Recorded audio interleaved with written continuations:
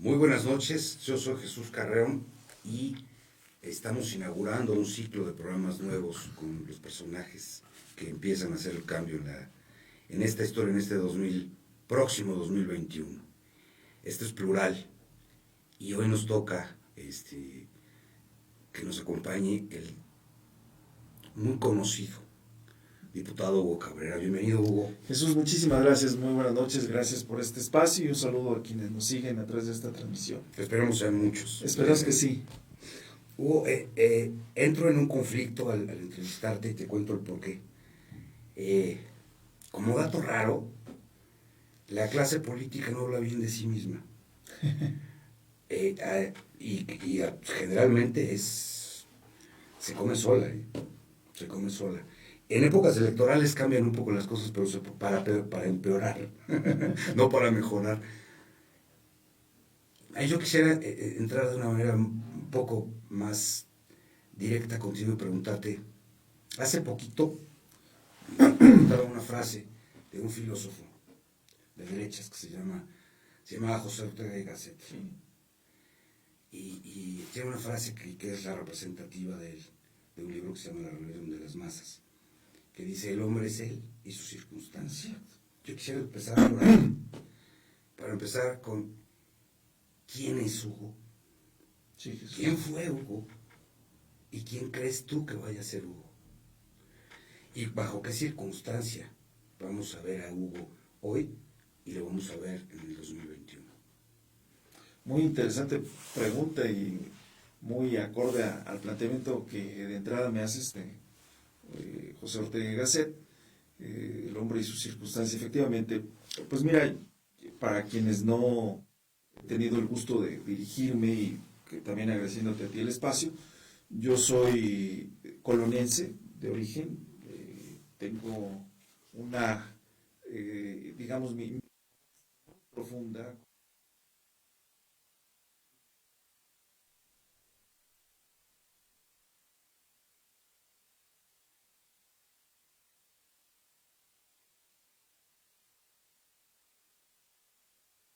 Montes, sí, claro, Ezequiel Montes, finalmente Bernal forma parte de Ezequiel Montes, pero más antiguo Bernal que la propia cabecera de Ezequiel Montes. Sí. Ahí es en donde llegan los Cabreres, después se dispersan por todo el estado e incluso parte de Guanajuato. Entonces, ahí es mi origen, ahí empiezo esta convicción, esta emoción por la política, que siempre la he visto como el mejor instrumento, no el único, pero sí el mejor instrumento para servir a la gente. Y lo digo de veras convencido, porque tuve la fortuna de empezar muy joven, yo diría incluso niño, en la secundaria, siempre en la casa paterna, en mi casa, que era tu casa, Gracias. en Colón. Siempre mi papá hablaba de política, él fue maestro de educación primaria, era el director de la escuela Leona Vicario.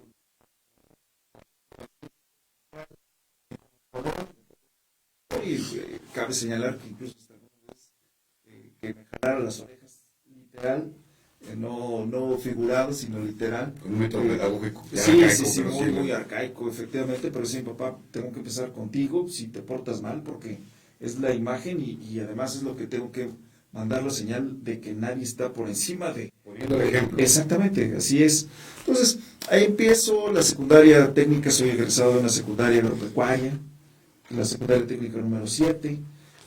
Esto me permite a mí tener una empatía con la gente del campo, con la gente que tiene más necesidad, que históricamente ha estado en un grado de marginación importante, y no solamente tener esa empatía, sino comprometerse a cambiar sus condiciones, entendiendo que finalmente uno es un instrumento, no puede uno cambiar de la noche a la mañana. Y empecé ahí, en esta actividad política, esta emoción, y fui presidente municipal, candidato a los 25 años, en el 91, hice campaña al lado de Eliseo Enrique Burgos. Okay. Déjame decirte que finalmente también siempre ha sido un estar constantemente cuesta arriba, porque no me dieron la candidatura, la gané. Consulta a la base, 6 precandidatos, 2 expresidentes municipales entre ellos, yo era el más chavo, y gané la consulta a la base, y 3 años antes había sido suplente de diputado local, era líder yo juvenil en el municipio. Bueno, desde la sección electoral a los 13 años fui luego muy pequeño. Yo he dicho que antes de estar en la política era niño. Sí. Entonces, textualmente. Y tuve la oportunidad de ser suplente de diputado local, líder juvenil, digo, desde la sección, y presidente municipal también muy joven. Y esto me dio a mí la oportunidad de aquilatar la importancia de estar en una posición en donde podías cambiar muchas cosas y muchas cosas a favor, que creo que hoy el balance histórico en esa parte me deja un buen sabor de boca. Después pues ya tiempos más cercanos, fui diputado local en la 54 legislatura, diputado de oposición, también gané la consulta a la base. Jesús, nadie me la regaló. O sea, no hay nepotismo en tu carrera. No hay nepotismo. Ni de entrada a la secundaria. La secundaria ya mi papá ya no era director, era en la primaria y tampoco hubo ahí ningún tipo de favoritismo. Te comentaba que el rigor de la disciplina empezaba conmigo. Y posteriormente tuve oportunidad, primero ser director coordinador del área editorial y diario de los debates en el Congreso del Estado, luego fui diputado local. Y también me ha tocado participar en el PRI hegemónico, Jesús, así el fue. PRI que ganaba todas. En la última etapa, cabe señalar, porque Eliseo Enrique Burgos fue el último gobernador de esa era del PRI hegemónico. Después vino la alternancia de 2 sexenios de Acción Nacional. En el segundo sexenio, estando Eliseo Garrido Patrón, es cuando yo soy diputado local. ¿Por el PRI? Por el PRI, sí, yo siempre he militado en el PRI. Y además convencido, no nada más como una cuestión inercial, hereditaria, sino un tema de convencimiento y de congruencia, Jesús. Adelante. En esa parte, digamos, un poco haciendo el recuento, fui subsecretario de Desarrollo Político, por eso iba a comentar que me toca el PRI hegemónico, me toca el PRI oposición, siendo diputado local, con el Garrido, exactamente. Y luego también tengo la oportunidad de participar en el PRI que recupera la voluntad de los queretanos con el señor José Calzada. Me hace responsable de San Juan del Río, que ganamos el ayuntamiento en ese 2009. Muy peleado. Con Gustavo Nieto, pues fíjate que le sacó cierto número de votos a Guillermo Vega, segunda vez que es presidente municipal, que se reeligió, pero en ese entonces perdió la elección con Gustavo. Gustavo es el tío de nuestro actual titular de la UIF, es primo hermano. Gustavo, el papá, fue también presidente municipal, tío de doctor Santiago Nieto, pero él en la época del arquitecto Calzada, en paz descanse. Pero Gustavo, más reciente, 2009, fue presidente municipal, después fue delegado de Zagarpa. Muy bien. Entonces, y Eliseo Calzada me responsabiliza de ser subsecretario de Desarrollo Político y Social. Ahí tengo oportunidad de conocer y hacer muy buena relación o fortalecer relación con organizaciones sociales, porque la gobernabilidad del Estado pasa por esa dependencia, por esa área de la Secretaría de Gobierno, estrecho lazos de amistad, porque yo siempre he visto a los liderazgos sociales como gente aliada de las causas de Querétaro. Yo no tengo la fobia que otros actores políticos tienen por las organizaciones sociales. Yo creo en ellas y además he hecho un trabajo cercano con muchos de ellos. Tengo por lo menos el respeto de muchos de estos líderes. Hoy puedo verlos a los ojos, porque como subsecretario de Desarrollo Político siempre había una mesa de diálogo, una mesa para buscar concertar lo mejor para todos y no una actitud de golpe o de criminalizar la actividad política, la actividad social. Entonces eso creo que nos dio también pauta para poder hacer cosas. En el 2012 viví una etapa, una de las lecciones más dolorosas de mi vida política, porque a 3 días de arrancar la campaña, era yo precandidato a diputado federal del primer distrito, 12 municipios del estado, y a 3 días de arrancar la campaña viene esa resolución inédita del Tribunal Electoral del Poder Judicial de la Federación, para que los partidos pusieran en paridad de género, mitad hombre y mitad mujer. Y me dicen, bueno, pues gracias por participar, me dice mi partido, vete a tu casa, no hay más futuro en este momento, y entra mi suplente, que a la postre fue diputada federal de Elvin Bárcenas de Pedro Escobedo, digo, ya con una inversión, con la inversión política, me tuve que ir, y con el ofrecimiento de ganar el presidente Peña, el candidato Peña, iba yo a tener una posición federal. Afortunadamente, hubo cumplimiento de la palabra y fui el primer delegado en el país y en el estado de la SEDATU. Con Jorge Carlos Ramírez Marín, hoy senador por Yucatán, que fue después mi compañero diputado federal, porque en 2015 ganó la Diputación Federal, el único de los 4 distritos que en ese momento había en Querétaro, ya hoy son 5, pero el único de los 4 que se ganan. Y en el 2018 aspiraba yo a ser el candidato al Senado de la República. Por mi partido creo que tenía elementos para haber competido, pero no se dio la posibilidad y me quedo como diputado en la primera posición en la representación proporcional. Aquí el presente, hoy estoy convencido del trabajo que estamos haciendo, una legislatura que hay muchas cosas que se han hecho, muchas que no se han querido hacer por parte del grupo mayoritario, hay que decirlo francamente, y lo hemos, esto no nada más lo digo aquí en Radio Numancia, sino lo digo desde la tribuna, convencido de que en algún momento del proceso legislativo se atoran las cosas. Sí, la congeladora. La congeladora, lo hemos dicho, lo dije yo como coordinador de los diputados locales el primer año, porque recordarás que hoy somos 4 legisladores, 3 diputadas y tu servidor, y el acuerdo fue que un año iba a ser rotativa la coordinación, pero el primer año fui yo fui coordinador, y yo desde ese informe en el Teatro de la República señalaba yo este tema. Por ejemplo, te puedo decir, un tema que se ha quedado en la congeladora es la solicitud que he hecho para que se presente el titular del Instituto Queretano de Transporte, que comparezca ante esta soberanía, esta soberanía popular que somos la legislatura, y ha habido una actitud muy cerrada para que no vaya el titular del instituto. Hay, por ejemplo, la semana pasada y esta semana soltaron una ley, la cual se ha dado en llamar Mordaza.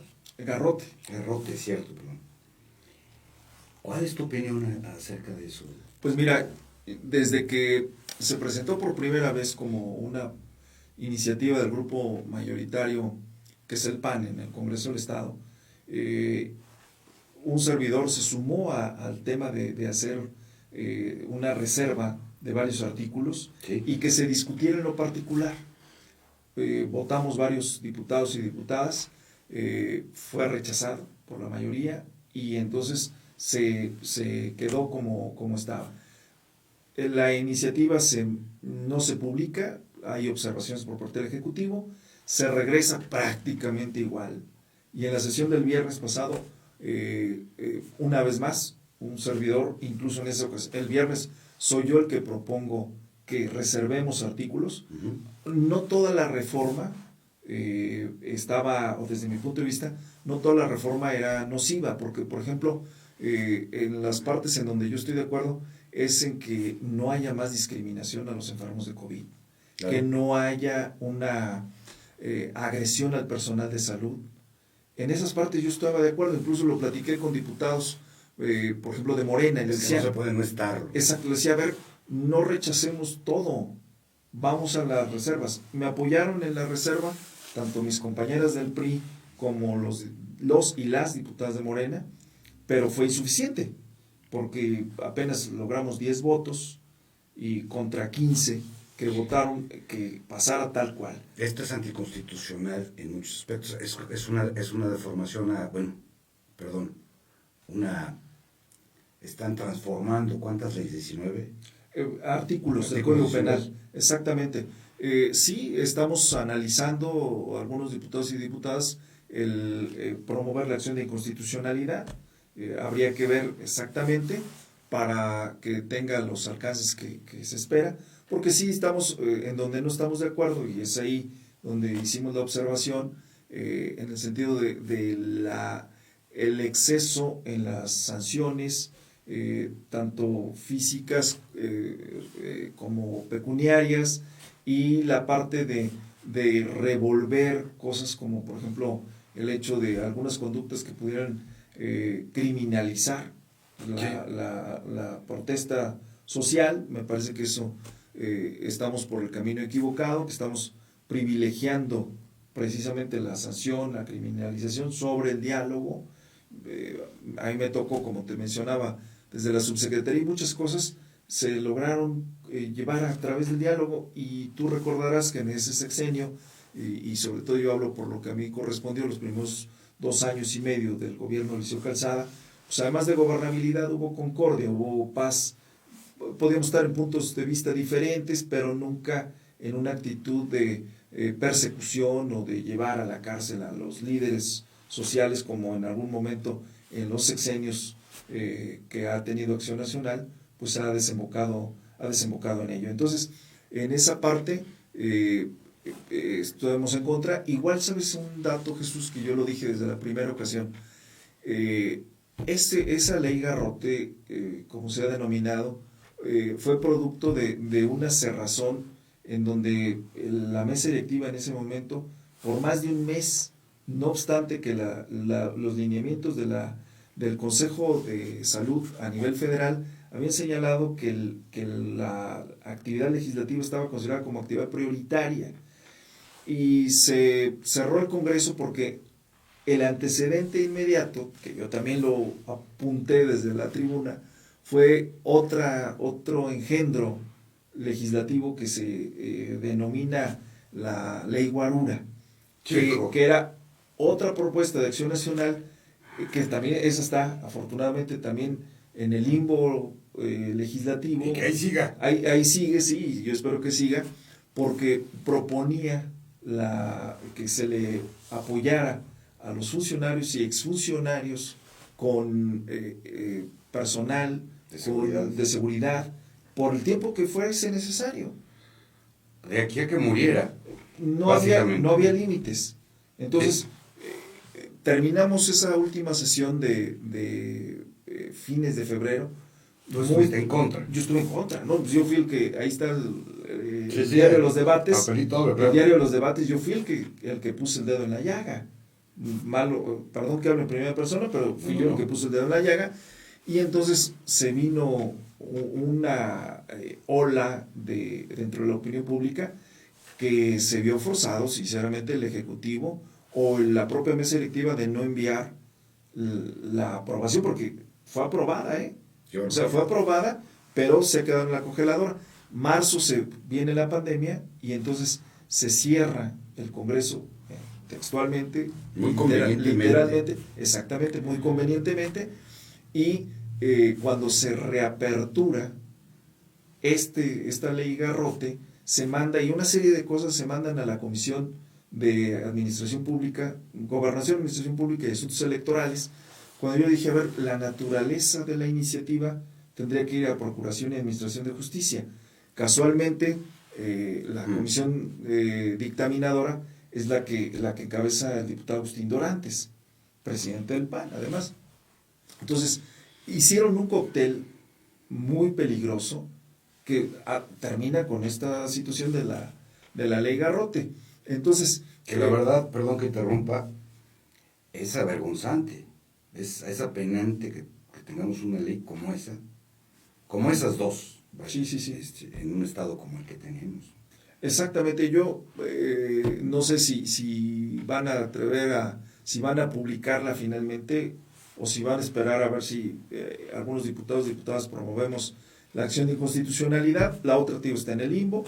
Y bueno, se han hecho cosas importantes. Yo te puedo decir también que hay cosas que a mí me ha parecido que ha habido la solidaridad del Congreso. Por ejemplo, algo que me pareció cuando llegamos al Congreso, que no era acorde a nuestra realidad, no había transmisión en vivo de lo que ocurría en las sesiones.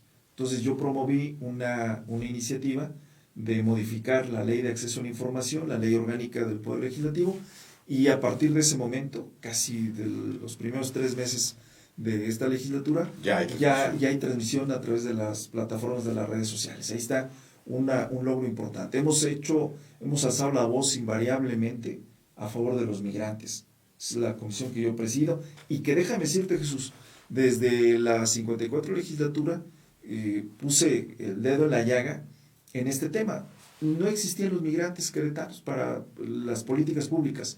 No había ni en el Poder Legislativo ni en el Ejecutivo nada. Logramos desde 2004 poner este tema y se crea la Comisión de Asuntos Municipales y del Migrante. Después, con los años, ya se separaron los temas.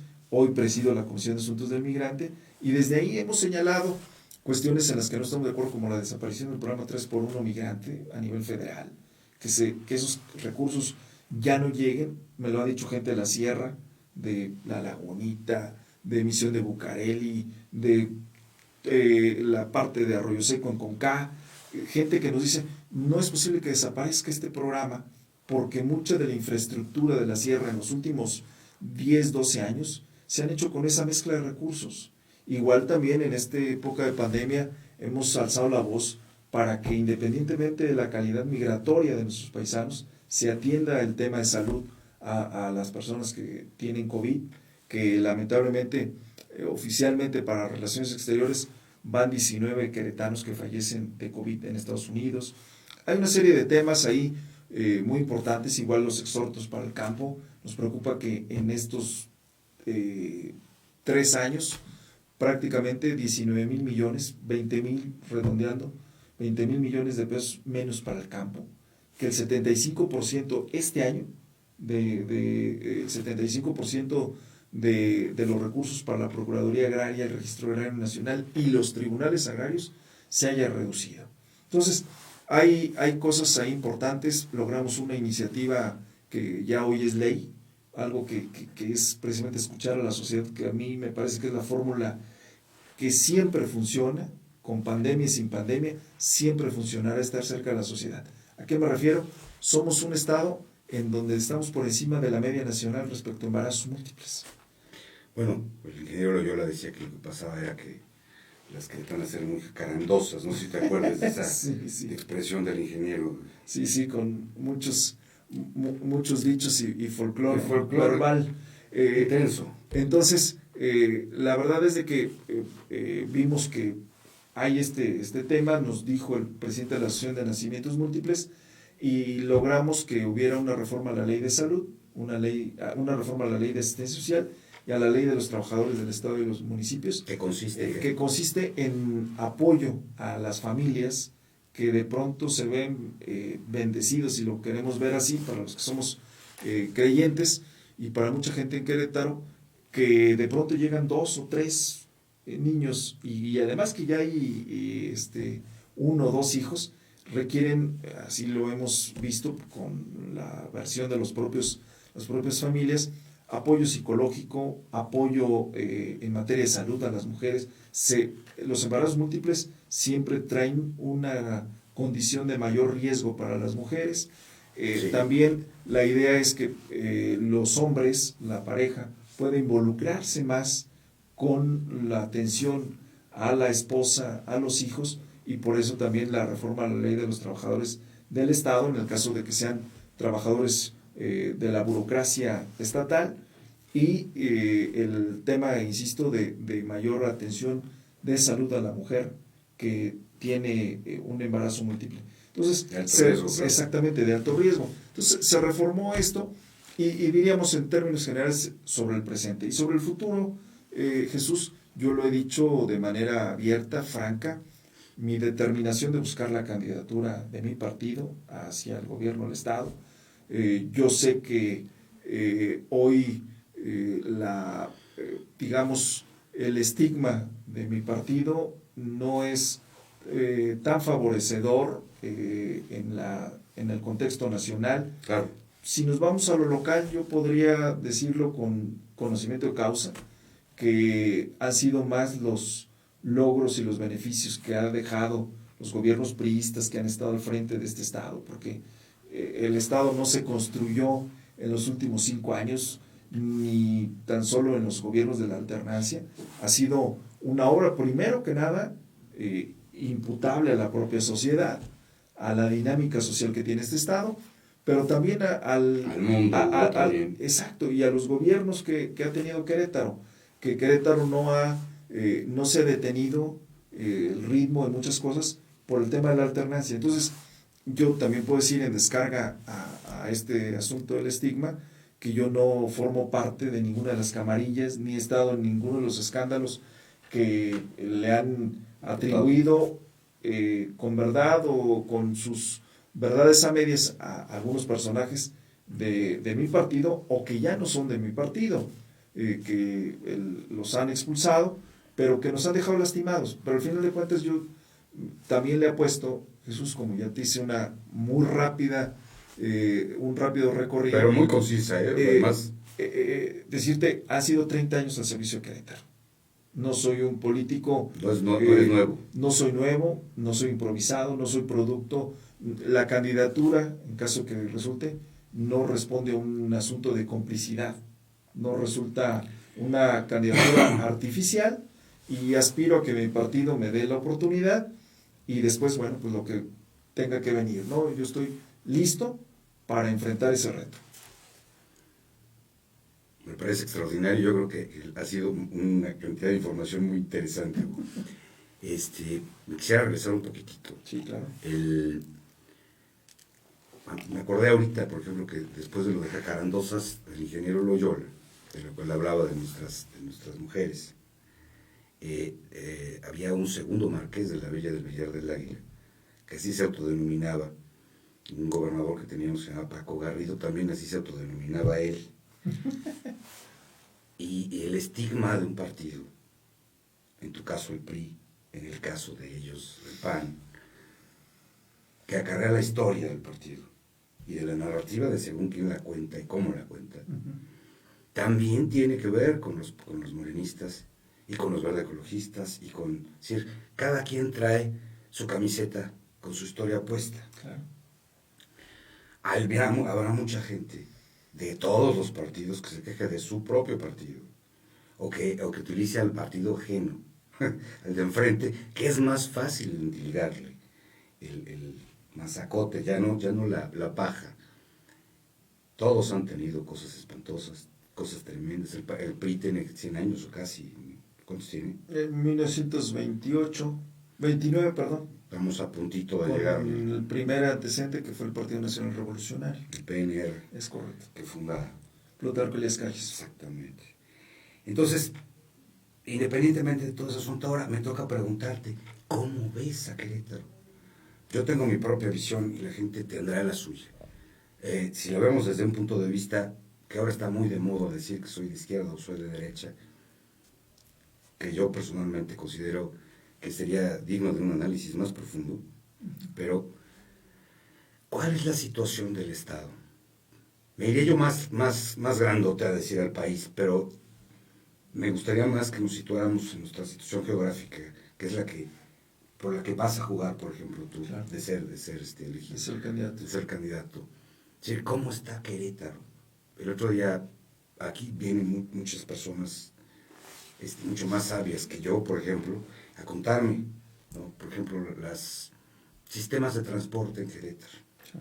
Te toco ese tema porque lo tocaste tú. Sí. Los gremios que están moviendo los camiones de transporte público, las gasolinas que no existían y que de pronto vuelven a existir, las faltas de transporte de una zona industrial hacia una zona habitacional que antes fue industrial y que quedó ya invadida por el centro, prácticamente en la esquina de Querétaro. Sí. El crecimiento industrial de Querétaro. ¿Cómo ves tú un Querétaro que quieres gobernar, Hugo? Muy retador, Jesús, muy retador. Por supuesto que reconozco que independientemente de los resultados a partir del 2021, el 1 de octubre de 2021, para quien esté al frente del Poder Ejecutivo del Estado, tiene un reto enorme, un Estado con un gran dinamismo, pero que en esa dinámica y en ese crecimiento no se nos vayan la esencia de Querétaro, que yo ojo, yo estoy totalmente convencido que este gran estado es obra de los queretanos de nacimiento y de los queretanos que han llegado, que han adoptado, que decidieron en algún momento. Tú sabes que Querétaro ha tenido varios oleajes, varios flujos migratorios, desde los 60, cuando empezó el proceso de industrialización, que Querétaro necesitaba mano de obra especializada. A partir de ahí, digamos, en los tiempos modernos, empieza este crecimiento exponencial de la población, y con esto... El golpe del 85. Sí, el 85, el tema del sismo, los temas de seguridad, que también hicieron a Querétaro muy atractivo. Ahora el asunto de la industria automotriz y aeronáutica, que también le ha dado un boom a Querétaro muy interesante, pero no podemos, en aras de seguir con ese crecimiento y con esa parte de referente, de estar en el top 10 de los mejores, de los números importantes, perder la seguridad, que la estamos perdiendo. Esa es la verdad. O sea, me llama la atención y me preocupa muchísimo cuando estoy en comunidades rurales o en colonias populares y la gente me dice, vive con miedo. O sea, resumo esto: vive con miedo, vive con la inseguridad que no vivía hace algunos años, y que yo observo que finalmente este gobierno ha tenido en muchos de los servicios, en mucho de la obligación constitucional, legal, de servicios, como el tema del transporte, como el tema de salud, como el tema, yendo hacia los municipios, especialmente la zona metropolitana, el tema de la recolección de basura, todos estos temas como negocio antes que como servicio. Entonces, para mi punto de vista, tenemos que recobrar el espíritu social de muchas de las actividades que tiene obligación el Estado, por supuesto, sin frenar, sin limitar la inversión nacional, la inversión extranjera, la inversión privada, en las dos modalidades, pero también con una distribución mucho más equitativa de los recursos y de los beneficios, porque veo, y lo he vivido como diputado federal que representé a la parte más al norte del estado, desde Arroyo Seco hasta Pedro Escobedo, como la disparidad en los dos Querétaros, que hoy se dice mucho en el discurso, pero que a veces en la práctica no se ve una política pública de a de veras, una política pública que venga a hacer menos amplia la brecha entre esa situación. Mira, por ejemplo, te pongo un ejemplo.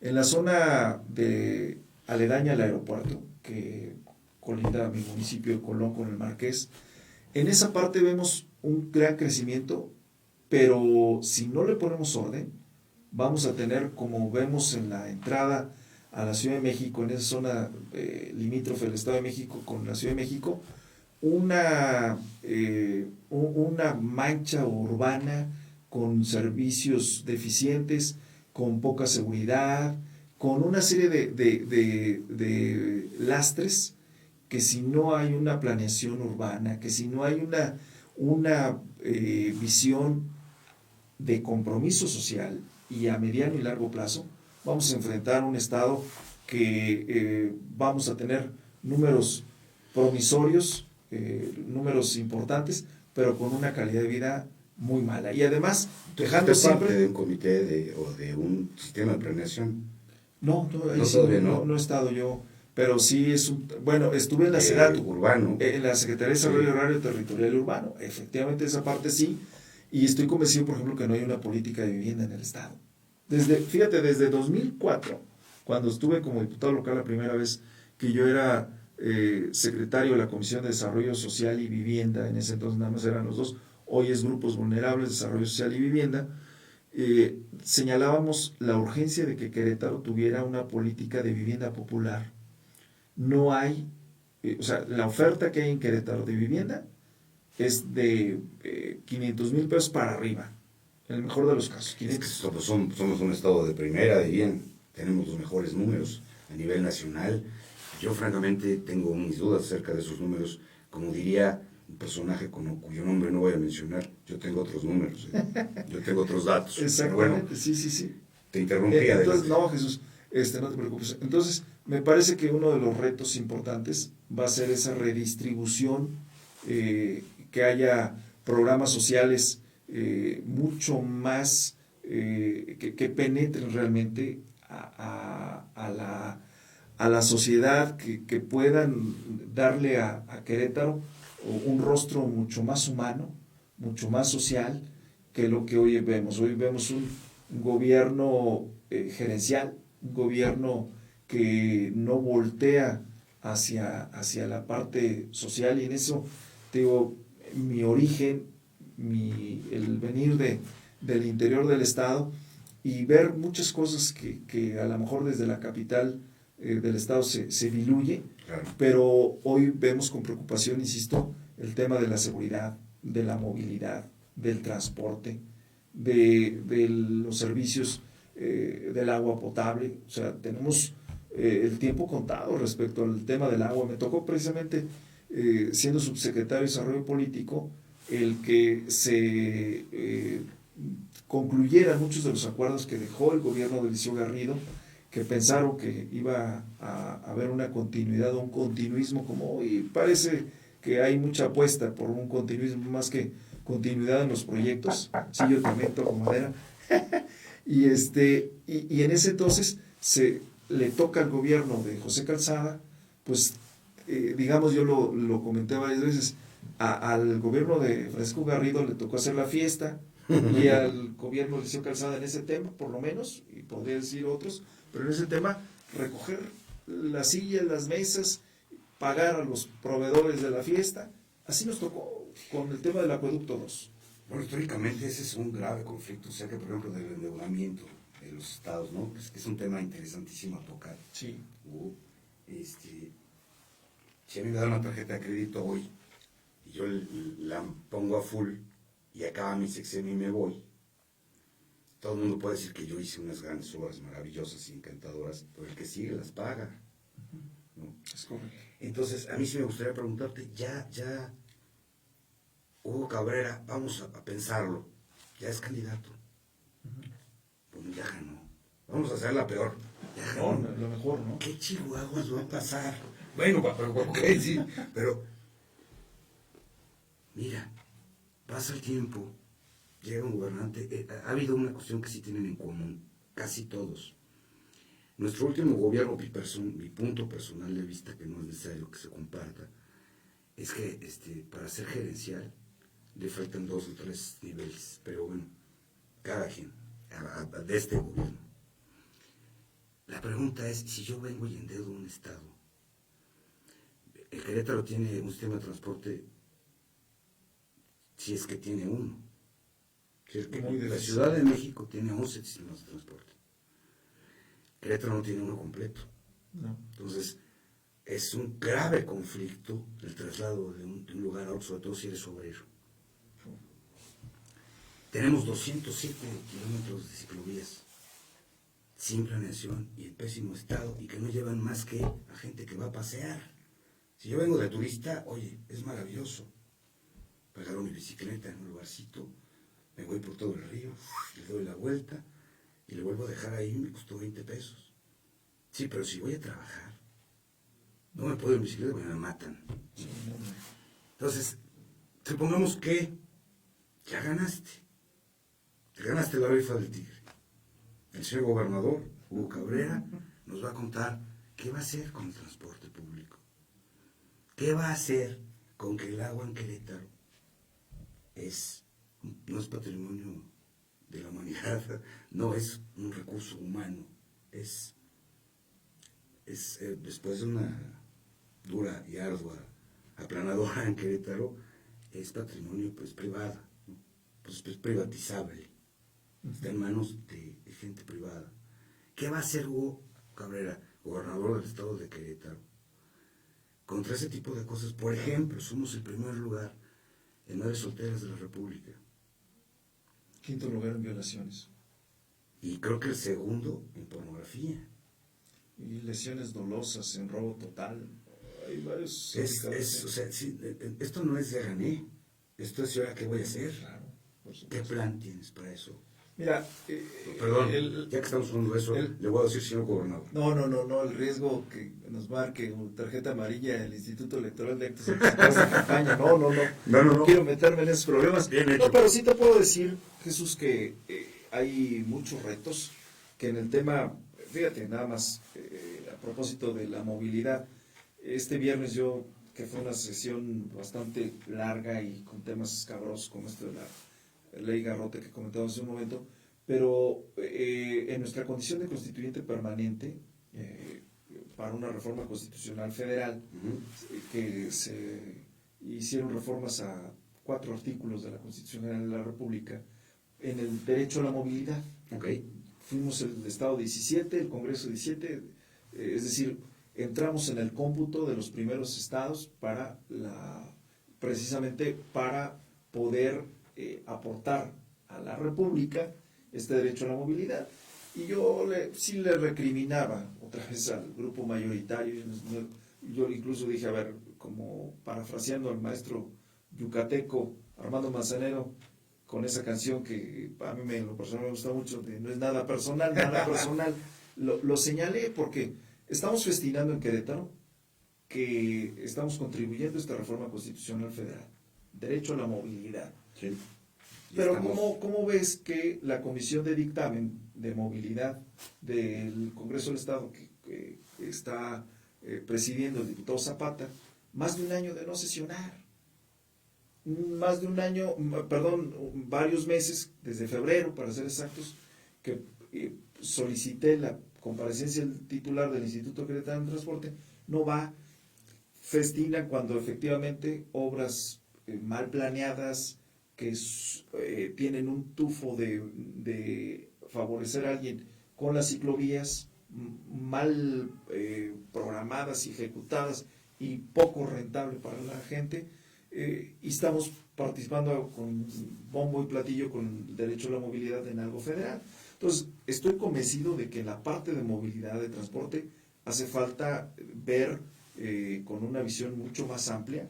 No solamente se trata de abrir avenidas, de poner puentes, sino realmente un sistema de transporte que pueda darle certeza a los queretanos en los próximos 20, 30 años. O sea, siempre he sido alguien que he procurado desde la responsabilidad que he tenido, y lo puedo ver, lo puede decir la gente en Colón, se hicieron cosas siempre viendo hacia adelante, no nada más al cortoplacismo. Entonces, en esa parte, por supuesto que hay mucho que hacer. Yo creo que una cuestión que suena a lo mejor hoy muy soñadora, pero sería un tren interurbano, un sistema de esa índole, un monorriel, alguna cuestión que verdaderamente beneficie, y estoy convencido de lo que dices, de lo que la clase trabajadora, nuestros obreros, las mujeres, que por ejemplo yo estuve hace poco y lo he venido poniendo ejemplo en Casablanca, que no estamos hablando de la orilla, de la periferia de Querétaro, aquí la vuelta. ¿Cómo es posible que el Instituto Queretano de Transporte haya retirado rutas y que gente discapacitada, mujeres que tienen que salir a las 5 de la mañana hacia su trabajo, tenga que caminar, o por ejemplo mamás que llevan a niños al hospital, niños con algún padecimiento, porque me lo comentó gente que ha sufrido esto, desde Casablanca tenga que caminar a Tecnológico, tenga que caminar a Avenida Universidad para tomar un camión? O sea, y vemos los camiones chinos ahí varados. Y recordando una cosa importante, perdón por el paréntesis, porque la interrupción mía es cotidiana. No, adelante. Pero al hombre se le conoce por su palabra y al caballo por su reino. Y la promesa del actual subgerencial gobierno fue tener un transporte público gratuito, sí, o de muy bajo costo y de muy alta calidad. Ninguna de las tres se ha cumplido. No. Y Querétaro lo padece cotidianamente. Yo soy un queretano, hijo de queretano, nieto de queretano, con hijos queretanos. Y que me encantaría poder usar un transporte público. Sí, claro. Pero no se puede usarlo por muchos motivos. En primer lugar, por ejemplo, ver ahorita en la pandemia. Sí. Oye, todo el mundo con sus tapabocas, cuidando de no el contagio. Súbete a un camión. No, pues tenemos ahí las evidencias y presente en estos días vamos a mostrarlas porque yo ante la imposibilidad yo lo he dicho, tienen secuestrado al titular del Instituto Queretano de Transporte porque finalmente la comisión tiene que dictaminar. Yo no sé cuáles sean las razones para que dictaminen en contra, pero al final de cuentas la obligación de la comisión es dictaminar. No es procedente que venga el titular, o si es procedente, bueno, que pongamos el formato. Pero lo que voy es que tuve que elaborar un documento dirigido al propio titular del Instituto Queretano de Transporte, al señor López Franco, y mencionar una serie de cosas. Me contestó, y estamos precisamente construyendo la réplica, porque me deja más dudas y más cosas que señalar que lo que me está diciendo. Pero a lo que voy es eso. Lo último, después de la solicitud en febrero, antes de la pandemia, estábamos viendo el tema de cómo iba la cuestión, la acreditación de los grupos especiales para las cuestiones de descuentos. Pero a partir de marzo, el tema de la pandemia ha sido todo un tema en el asunto del transporte, porque lo hemos dicho, el COVID se ha estado moviendo en el transporte público. Tenemos videos de los choferes, de los operadores recibiendo dinero en efectivo, no hay la sana distancia. A la hora de que han quitado rutas, pues se hace mucho más que se aglomere las personas en las paradas. En fin, hay muchas cosas que señalar. Entonces, el tema del transporte es uno de los retos más importantes que se tienen en corto plazo. Y además, también, efectivamente, no se cumplió ni por las autoridades municipales que hoy están en el centro cívico, ni por el propio gobierno del Estado, que fue una de las banderas que le generó mayor empatía y a la postre más votos en el 2015. Entonces, es un asunto nada menor. Y en el tema de seguridad, Jesús, es también todo un tema, porque yo recuerdo hace algunos años que la situación del narcomenudeo, todos los rostros de la inseguridad, era un asunto casi privativo de la zona metropolitana de Querétaro. Algunas cuestiones que se asomaban también en San Juan del Río, por ser el segundo municipio más importante considerado después de la zona metropolitana en su conjunto, especialmente Querétaro. Pero hoy la verdad es de que el tema de inseguridad toca la sierra, toca el semidesierto, y de manera por demás cruda y preocupante las colonias populares de esta ciudad y de la zona metropolitana. Verdaderamente, yo he estado recorriendo muchas de estas colonias, incluso a plena luz del día, y la gente, o sea, y no lejos de las vialidades primarias, de lugares muy transitados, como la gente me dice con miedo, allá en esa tiendita, allá esto, allá lo otro, vive con temor.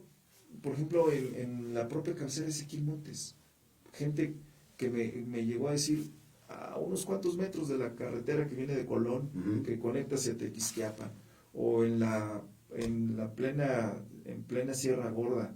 Entonces, faltan realmente programas de prevención. En la comparecencia que hubo del secretario de Seguridad Ciudadana, posterior al informe del gobernador del estado, yo le hacía mención, o sea, qué bueno que la policía hoy esté mejor pagada, que sea más profesional, que tenga un mejor perfil, pero también, siendo honestos, hoy la percepción ciudadana, que me parece que es la calificación de la gente, hoy la gente señala esto que te decía hace un momento, vive con temor, vive con miedo de salir, de ser asaltado, de que su patrimonio se vea en riesgo. Entonces, hay muchas cosas por atender, y vienen temas muy importantes en los próximos meses, Jesús. Es amplísimo. Ahorita empieza una guerra, una polemización interesantísima acerca del mismo problema con todos los candidatos, con todos los partidos. A mí me encantaría hacer un llamado personal a través de este micrófono en tu entrevista a no pegarnos, porque somos ciudadanos todos, y lo que estamos intentando es que la ciudadanía se nos entienda qué es lo que queremos. Pudiera ser que nos crean o no, pero eso ya es personal, eso ya es un voto de confianza o de desconfianza, a según dirían en mi pueblo. Sí creo que la seguridad es algo, cuando yo era un jovenzuelo, teníamos nuestro narco local, todos sabíamos quién era nuestro narco local en Querétaro, ¿no? En paz descanse nuestro querido Gato, por ejemplo, era un gran representante de ese gremio, pero ahorita ya sabemos dónde viven, sabemos quiénes son. Lo interesante y lo raro es que nosotros sí sabemos, pero la gente encargada de la seguridad no sabe.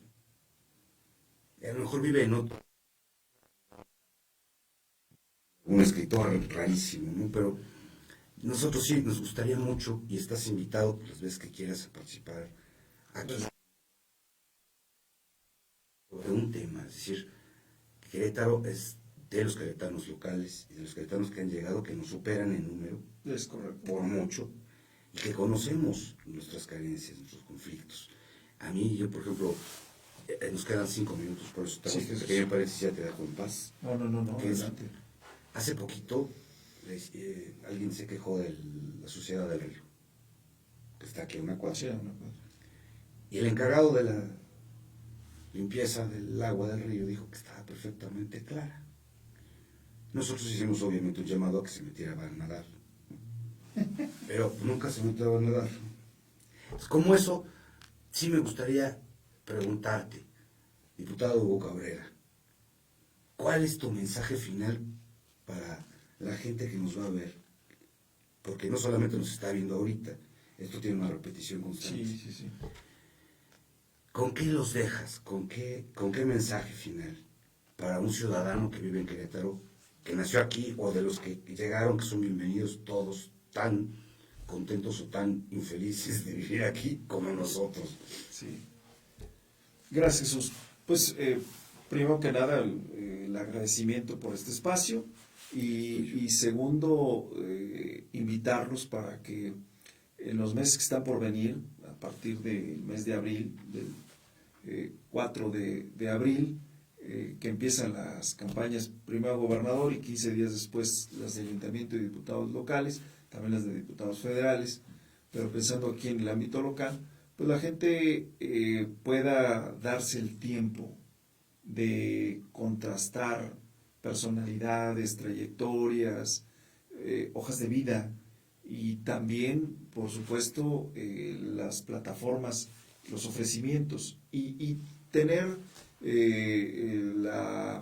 esa convicción ciudadana de exigirle a quienes resulten en ese momento los ganadores, porque sí necesitamos una mayor participación cívica, mayor conciencia, y no solamente irse por las inercias, no solamente ir por la cuestión de esa parte que hoy desgraciadamente la política y la política electoral ha sido muy corrompida y es quién me da más y por ahí me voy, ¿no? Y después viene los golpes en la cabeza y decir, me equivoqué. Entonces, vamos a tener una gran oportunidad en el 21 para reencauzar muchas cosas en Querétaro, para que Querétaro retome insisto, un estado con mayor compromiso social, con mayor, con una, yo diría desde la perspectiva de mi partido, con mayor justicia social, con una posibilidad de que los queretanos tengamos más y mejores oportunidades todos. Entonces, estaremos muy pendientes. Yo dejo la expresión y dejo el interés de seguir participando y de hacer cosas por mi estado.